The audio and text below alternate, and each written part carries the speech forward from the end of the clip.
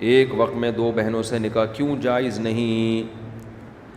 حدیث میں اس کی وجہ بیان کی آپ صلی اللہ علیہ وسلم نے.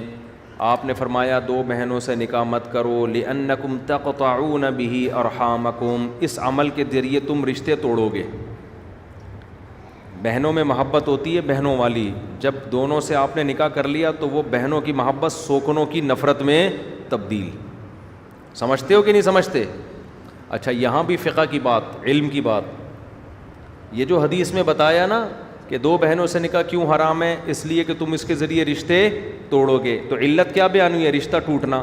اب کوئی مفکر اٹھ کے کہہ سکتا ہے کہ میں جن دو بہنوں سے نکاح کر رہا ہوں وہ دل سے راضی ہیں اور وہ ایک ہی گھر میں رہنا چاہتی ہیں، اور وہ قسم اٹھا کے کہہ رہی ہیں کہ اس سے ہمارا رشتہ اور زیادہ مضبوط ہو جائے گا،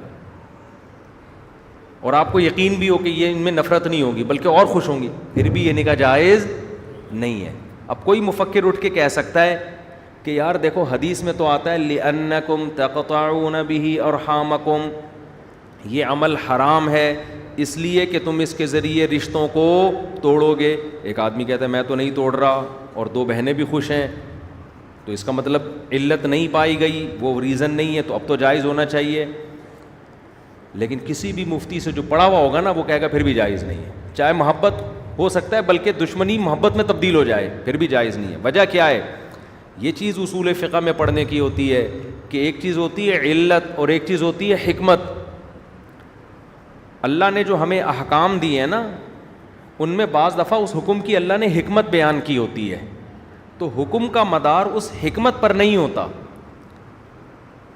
جیسے اللہ نے بتایا نا قرآن میں آتا ہے کہ ان تجمعوا بین الاختین، کہ دو بہنوں سے تم نکاح نہیں کر سکتے، یہ اصل علت ہے کہ قرآن نے منع کر دیا، اب یہ ہمیشہ کے لیے کیا ہو گیا؟ حرام.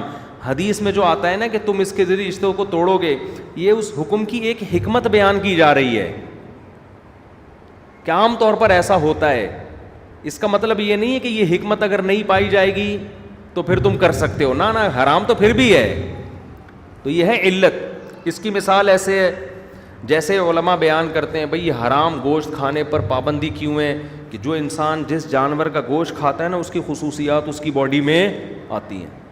اب آپ کتے بلی کھاؤ گے تو اندر سے کتے بلی بننا شروع ہو جاؤ گے، حرکتیں وہی کرو گے، گند کھا رہے ہو نا آپ. لیکن اگر کوئی کھا کے اور پولائٹ ہوتا جا رہا ہے، بلے کھا گیا اپنے محلے کے سارے، کتے کھا گیا، لیکن آپ نے دیکھا کہ پہلے بہت غصہ تھا آتا تھا، اب یہ پولائٹ بنتا جا رہا ہے، غصہ بالکل ختم، پھر بھی حرام رہے گا کیونکہ ایک چیز حرام ہے ہمیشہ کے لیے. تو حکمتیں ہیں. اللہ جو باپ کی وراثت اولاد کو دیتا ہے، باپ کی وراثت اولاد کو دیتے ہیں نا اللہ تعالیٰ، تو اس میں بہت ساری حکمتیں ہیں. لیکن یہ حکمتیں نہیں بھی پائی جائیں گی پھر بھی باپ کی وراثت ملے گی کس کو؟ بہر صورت اولاد ہی کو ملے گی. تو سود کو حرام قرار دینے میں بہت ساری حکمتیں ہیں. نماز کی حکمت اللہ نے بیان کی ہے، بے حیائی سے روکتی ہے. کسی کو نہیں روک رہی ہو پھر بھی نماز پڑھنی پڑے گی اس کو. تو یہ بھی آج کل فرق مارکیٹ سے کیا ہوتا جا رہا ہے؟ شارٹ. آج کل کے جو نئے نئے اسکالرز آ رہے ہیں نا جو پراپر پڑھے ہوئے نہیں ہوتے، ان کو یہ علت اور حکمت کا فرق بھی معلوم نہیں ہوتا، یہاں مغالطہ کر رہے ہوتے ہیں. تبھی آپ دیکھیں نئے نئے جو اسکالرز آ رہے ہیں ایکچولی کر کے نا، اصل میں وہ جو اس دور میں یہ حرام تھا ایکچولی اس کی وجہ ایکچولی یہ تھی، تو یوں وجہ تھی، داڑھی جو تھی ایکچولی اس کی وجہ یہ تھی، اور جو سود جو حرام تھا ایکچولی اس کی وجہ یہ تھی. تو ایکچولی کر آ کے نا پورے دین کا بیڑا غرق کر دیا، ستیہ ناس کر دیا ان لوگوں نے. تو یہود و نصارہ اسی سے تباہ ہوئے. ہمارا جو مذہب محفوظ ہے فقہا کی وجہ سے محفوظ ہے. انہوں نے صدیوں پہلے اصول اور ضابطے مرتب کر کے ریٹن فارم میں لے آئے کہ بھئی ان اصولوں سے آپ کو ہٹنے کی اجازت نہیں ہے. اس کی وجہ سے اسلام کیا ہو گیا؟ محفوظ ہو گیا. اختلاف کی بھی ایک باؤنڈری ہو گئی کہ اس باؤنڈری سے آپ آگے نہیں جا سکتے اختلاف کر کے. سمجھتے ہو کہ نہیں سمجھتے؟